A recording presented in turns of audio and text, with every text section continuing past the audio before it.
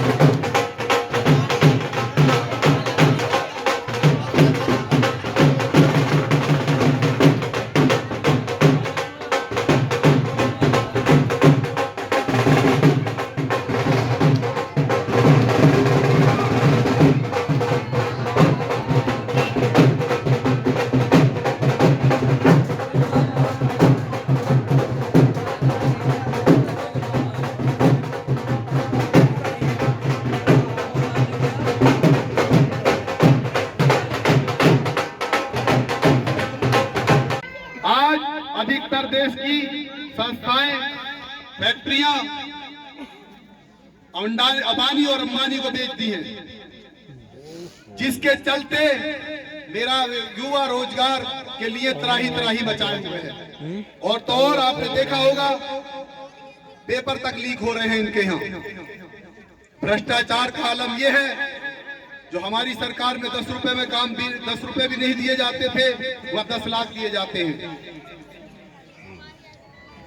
युवा रोजगार की बात करता है तो हमारे माननीय प्राइम मिनिस्टर प्रधानमंत्री जी का कहना है, कथन है कि पीएचडी करो पकोड़े तलो। क्या हम लोग सारा दिन खेत में काम इसलिए करते हैं, काम करके बच्चों को पढ़ा लिखा कर पीएचडी कराकर पकोड़े तलाएं? आप लोगों को सोचना होगा, हम लोगों को सोचना होगा। हम लोगों को ये सोचना है, जवाब आने वाली नस्लों को आप लोगों को देना है, नरेंद्र मोदी को नहीं देना, योगी को नहीं देना, ये उनके औलाद ही नहीं है। ये आने वाली नस्लें आपसे सवाल करेंगी कि जब आपके हाथ में वोट का हक था तो आप लोगों ने ऐसी पार्टी को वोट क्यों नहीं किया, जिस पार्टी ने देश में जब आजाद हुआ था सुई से लेकर विमान तक बनाने का काम किया। मैं संकोच नहीं करूंगा कि इन लोगों ने जब हमारे क्रांतिकारियों को फांसी पर लटकवाया था, आज हमारी आने वाली नस्लों को अडानी अंबानी का गुलाम बना के जंजीरों में टकलवाना चाहते हैं और खुद कहते हैं हम तो थैला लेके चल देंगे। अरे तुम्हारे औलाद नहीं है, थैला लेके तो जाओगे। ये आने वाली नस्लें ये नहीं पूछेंगी कि आपने हिंदू के नाम पे वोट दिया या मुसलमान के नाम पे वोट दिया। ये पूछेंगी कि जब संस्थाएं बिकी और उन पे अडानी का कब्जा हुआ, जो गवर्नमेंट 80,000 तनख्वाह देती है, ये 10,000 देते हैं। मुझे बताओ मेरे भाइयों, क्या 10,000 में किसी का घर का खर्चा चलेगा?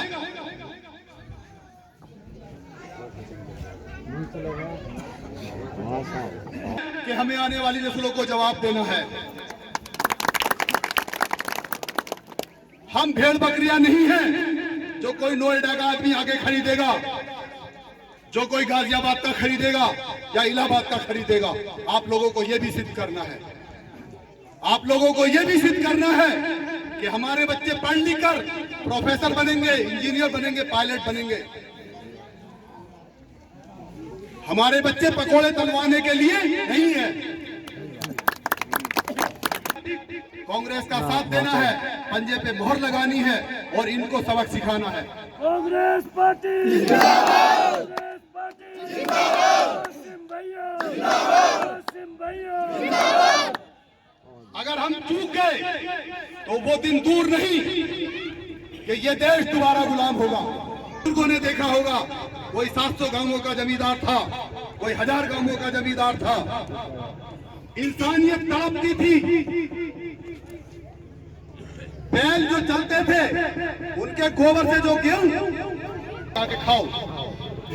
आप लोगों को अगर वो दिन देखना है तो आप कांग्रेस के अलावा किसी को वोट करिए।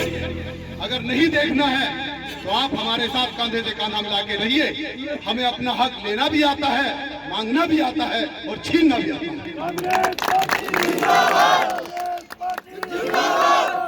है। मैं नगर कांग्रेस कमेटी शहद नगली के तरफ से उनका हार्दिक स्वागत, अभिनंदन और खैर मकदम करता हूं। और आप लोगों से एक ही गुजारिश है, अपील है, प्रार्थना है कि आने वाली 14 तारीख को पंजे के सामने वाला बटन दबाकर कांग्रेस पार्टी के युवा प्रत्याशी को विधानसभा में भेजने का काम करेंगे। कांग्रेस पार्टी ने की नेता प्रियंका गांधी ने 12 प्रतिज्ञाएं उत्तर प्रदेश ने पर 24 घंटे के अंदर किसानों का समस्त कर्ज माफ कर दिया जाएगा। 24 घंटे के अंदर। दूसरी प्रतिज्ञा है कि बिजली के बिल आधे कर दिए जाएंगे, आधे। कोरोना काल का बिजली का बिल समाप्त कर दिया जाएगा। 25,000 रुपए प्रत्येक परिवार को दी जाएंगे। बहन में होगा, धान का 2500 होगा और गन्ने का दाम 400 रुपए कुंटल दिया जाएगा। इतनी सारी प्रतिज्ञाएं कांग्रेस पार्टी ने आप लोगों के लिए ली है। बस यही, मुझे आगे बहुत सारे कार्यक्रम लिए हैं, लगे हुए हैं। मैं अपने प्रत्याशी जी को दावत दे रहा हूँ कि वो आए, रास्ते मुताबिक हों। एक ले लो आराम से लो जल्दी करो यार। घेरो भैया जल्दी आ जाओ, जिसे डालने वाला। लो सोनू आ जाओ यार नगर नंबर डाल दिए कोई दिक्कत नहीं, डाल दे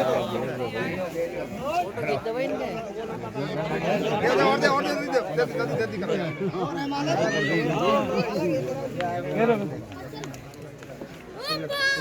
आ जाओ भाई, चेतरा माला घेर लो यार, आ जाओ। हो गया भैया।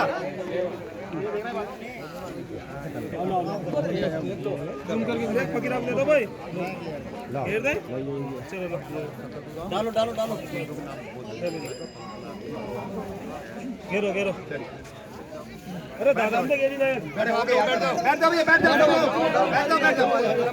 सब लोग, बैठ जाओ। बैठ जाओ सब लोग। कांग्रेस पार्टी जिंदाबाद। ओमकार कटारिया जिंदाबाद। ओमकार कटारिया जिंदाबाद। कांग्रेस पार्टी जिंदाबाद।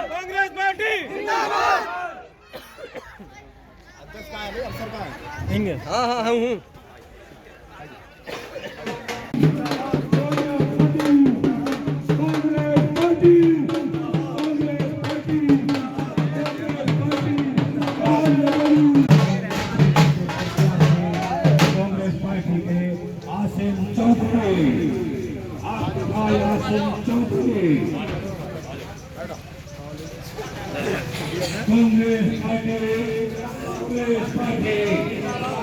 सोनिया गांधी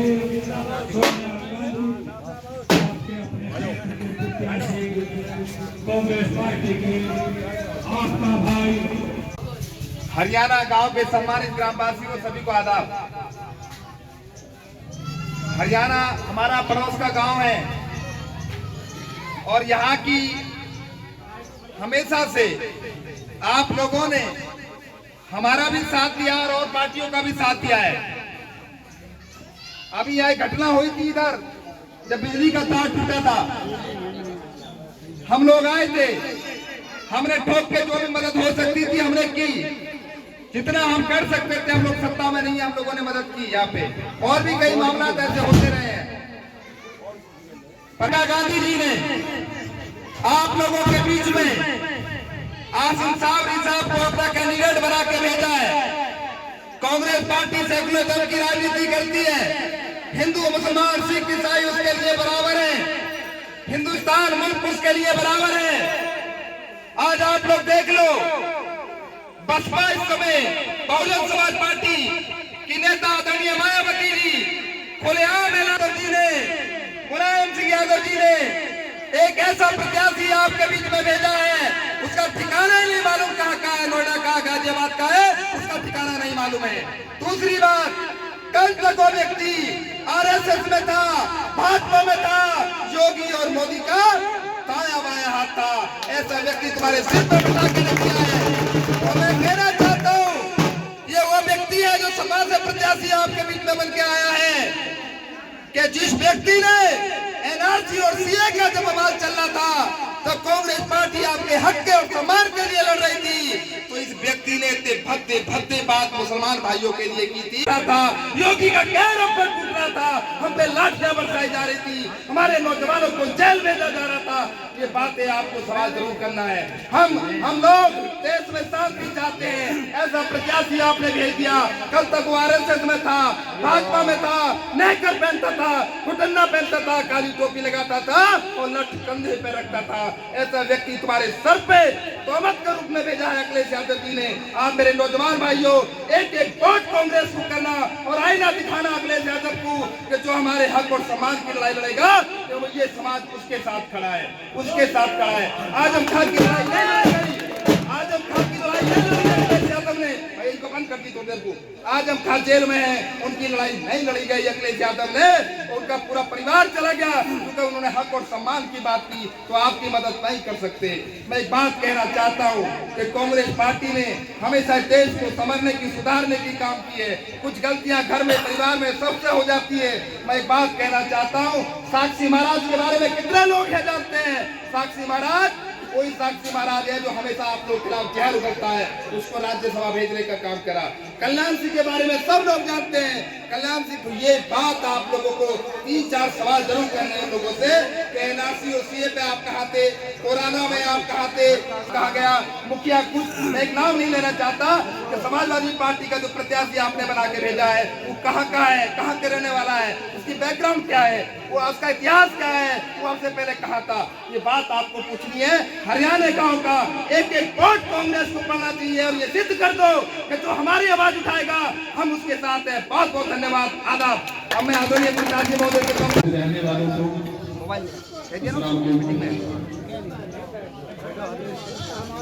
आप लोग देख रहे हो, मेहनत तो अभी आप लोग कर बिना आपकी क्या मेहनत। चुनाव का माहौल गर्म है। हर पार्टी ने अपने अपने कैंडिडेट विधानसभा में उतारे हुए हैं। मैं शुक्रगुजार हूं कांग्रेस पार्टी का, राहुल गांधी जी का, प्रियंका गांधी जी का, धीरज गुजर जी का और विशेष ओमकार कटारिया जी का, कि जिन लोगों ने हमें हुए शहबाजपुर डोर से आपके बीच टिकट दिलवाकर भेजा, जबकि दूसरी पार्टियों ने हमारी कीमत और कदर एक भेड़ बकरियों के समान, भेड़ बकरियों की तरह ही समझा। आप लोगों ने देखा होगा हमारे यहां से भी भेड़ बकरियां चराने के लिए कोई सऊदी अरब, दुबई सब लोग जाते हैं। एक भेड़ बकरियों का झुंड उनके हवाले कर दिया जाता है कि आप उनको हक। जनता नेता इसलिए चुनती है कि वो उसके सुख में, दुख में जब टाइम पड़े तो उसके काम आए। आप लोग देख रहे हो कि समाजवादी पार्टी और बहुजन समाज पार्टी, इनमें से किसी ने भी बेटियों को कब्र से निकालकर बलात्कार करने की बात करता है। क्या हो गया है हमारी कौम को? जो कौमें जिंदा होती हैं वो इंतजार नहीं करती। आपको किस दिन का इंतजार है?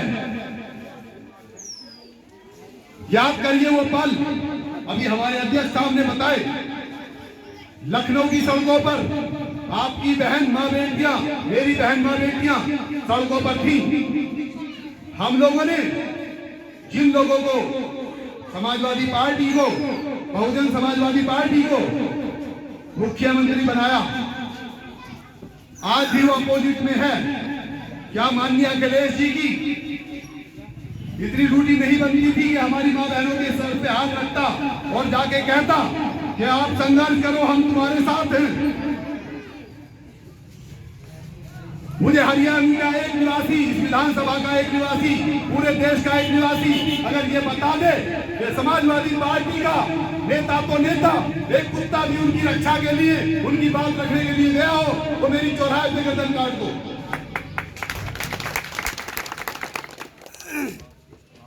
हम चारों तरफ को देख रहे थे, निराश थे। संसद में कानून पास होता है, अखिलेश जिसे हमने अपने वोट देकर सांसद में भेजा, जब वोट की करने की बात आती है कि ये एनआरसी लागू होनी चाहिए या नहीं होनी चाहिए, मुसलमानों को हक देने का बात थी, उनको वोट देने की बात, हक का वोट देने की बात थी, क्या ये होना चाहिए, नहीं होना चाहिए? अखिलेश बिना वोट डाले संसद से वीटो कर जाता है। बाहर निकल जाता है। मैं पूछना चाहता हूं उस राक्षस से, उस अखिलेश से कि वोट तो हम दें, हमारी रहनुमाई करने के लिए कौन आएगा? आप लोगों को सोचना होगा। ये वही कांग्रेस पार्टी है जब हमारे उलमाओं की गर्दनें मुजफ्फरनगर से लगा के और दिल्ली तक लटकी हुई थी। जो बड़ी पार्टियां सत्ता में बैठी है, उस पार्टी के बड़े लोगों ने अंग्रेजों का संरक्षण करा था और हमारे क्रांतिकारियों को, हमारे उलमाओं को सिर्फ जेल तक ही नहीं पहुंचाया था, फांसी के फंदे तक पहुंचाने का काम किया था। हमें वो ये दिन याद रखना चाहिए। हम लोग भेड़ बकरियां हैं, जिसके हाथ में फंदा दे दो, रस्सी दे दो और हमें हाँकते रहो। हम जिंदा हैं, जिंदा थे, जिंदा काम करने के लिए जंग की जरूरत पड़ी है तो हमने तलवार उठा के लोगों के हक दिलवाए हैं। हम उस कौम के वासी हैं, हम उस शहर के वासी। आप लोगों से अपील है कि आने वाली 14 तारीख को आपको सिद्ध करना है कि ना तो हम भेड़ बकरियां हैं, ना हम देश को लुटने देंगे, ना बिकने देंगे। पंजे के वाले निशान पर मोहर लगाकर आपको भारी संख्या में कामयाब बनाना है। कांग्रेस की कामयाबी आप लोगों की कामयाबी होगी। कांग्रेस पार्टी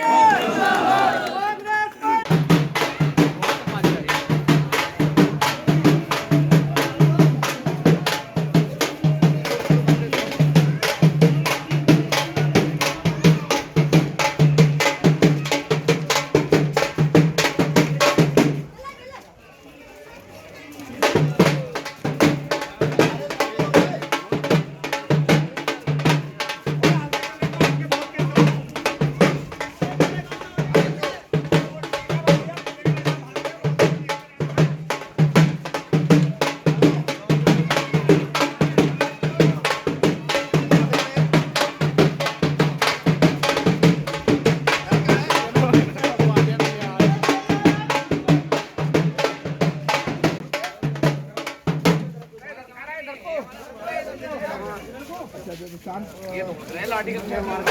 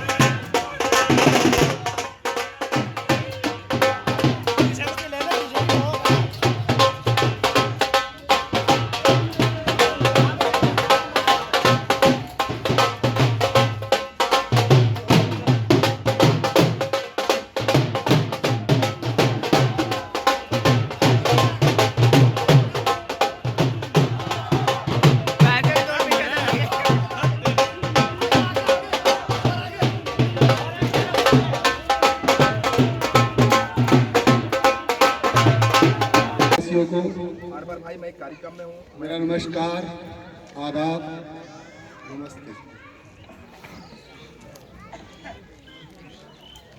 मैं धन्यवाद करना चाहूंगा कांग्रेस पार्टी का कि जिसने इस वक्त इस टाइम में जबकि सारी पार्टियों ने विधानसभा 42 को बाहर के प्रत्याशियों के हवाले कर दिया। जनता नेता को इसलिए चुना करती है कि उनके सुख दुख में साथ रहे।